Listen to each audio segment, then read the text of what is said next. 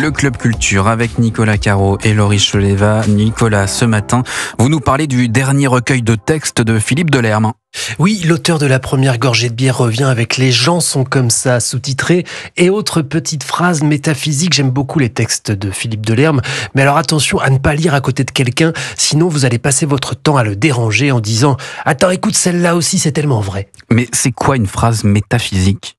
C'est lui qui en fait de la métaphysique et une source de pensée profonde, mais les phrases qui sont autant de chapitres sont précisément les phrases les plus banales du monde, celles que l'on prononce machinalement, même sans même se rendre compte de ce qu'elles contiennent. On a fini par les vider de leur sens, et Delerme leur en redonne, et il en ressort soit de la poésie, soit une réflexion sur le monde tel qu'il va, soit du rire, et parfois tout ça en même temps. Par exemple, « Je ne souhaite ça à personne ». C'est une sentence qui termine souvent une plainte, une ponctuation, c'est la fin de la démonstration, et il y a aussi une forme de faux courage là-dedans, un sacrifice qu'on se propose de faire, mais sans jamais le faire. Je ne souhaite ça à personne. Il y a la variante, je ne souhaite pas ça à mon pire ennemi. Il cite au passage Jules Renard, on a toujours assez de courage pour supporter le malheur des autres.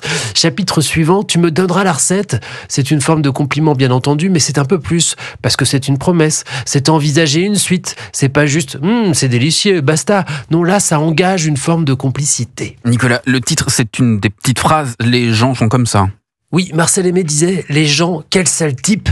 Manière de dire « tout le monde sauf moi ». C'est ça, en fait, ce qu'on dit avec « les gens sont comme ça ». Et si on dit ça à quelqu'un, on l'exclut aussi de ces gens-là, bien entendu. Les gens sont comme ça, mais nous, non. Il y a aussi « ah oui, non mais moi ». Ça j'adore, ah oui non mais moi, ou moi je crois beaucoup à ça, c'est ni fait ni à faire, tu vas sortir de ta zone de confort, ou t'inquiète, et ma préférée, c'est du Feydeau. Vous savez, quand on observe un vaudeville dans la réalité, on dit c'est du Feydeau, c'est du Modiano quand on voit une porte cochère qui ouvre sans doute sur des souvenirs, ou c'est du Mozart. Bref, moi quand je vois quelqu'un écosser des petits pois, je dis c'est du Delerme. C'était un des plaisirs minuscules de la première gorgée de bière. Et ce livre aussi, c'est du Delerme, les gens sont comme ça, c'est aux éditions du Seuil. Merci Nicolas Caro. Tous les mercredis, on parle cinéma avec Laurie Choleva. Laurie, dans les salles obscures, on retrouve Franck Dubosc dans une comédie noire. Et oui, Franck Dubosc propose cette semaine son 3e film en tant que réalisateur, Un ours dans le Jura, une comédie noire très drôle dans la lignée des films des frères Cohen.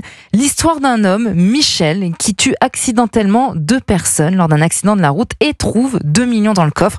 Avec sa femme Cathy, il décide d'un commun accord de les garder et de cacher les cadavres. Quand on dit l'argent ne fait pas le bonheur, on parle de quelle somme exactement? 2 millions. C'est une somme. On va le cacher. On n'y touche pas. Et les corps, qu'est-ce qu'on en fait? On réfléchit, je te dis. J'ai adoré ce film, c'est super rythmé, il se passe plein de choses, c'est généreux, il y a des bandits, des migrants, des gendarmes, des crimes, des revolvers, des accidents de voiture, une course-poursuite avec un ours. Mais surtout, au fond, c'est l'histoire de gens ordinaires qui vont vivre des choses hors du commun. Et puis, c'est l'histoire de ce couple qui ne se regardait plus, qui va recommencer à communiquer grâce à cette aventure. Le casting est absolument génial. Laure Calamy, Franck Dubosc, mais aussi Benoît Poelvoorde. Non, c'est vraiment une farce déjantée, un drame familial, un polar noir et surtout, c'est jubilatoire. Et Laurie, vous nous conseillez aussi une histoire d'amour déchirante. Oui, alors vous allez sûrement verser vos premières larmes de l'année au cinéma avec L'amour au présent de John Crowley. Le film était très attendu et pour cause, son casting 5 étoiles, Andrew Garfield et Florence Pugh. C'est une histoire d'amour douce amère, celle d'un couple ordinaire, une jeune chef prometteuse et un jeune divorcé. Ça part de leur rencontre atypique puisqu'elle le percute en voiture en passant par leurs doutes, leurs joies, leurs désaccords, la maternité jusqu'à la maladie. Que ça nous plaise ou non, le temps presse.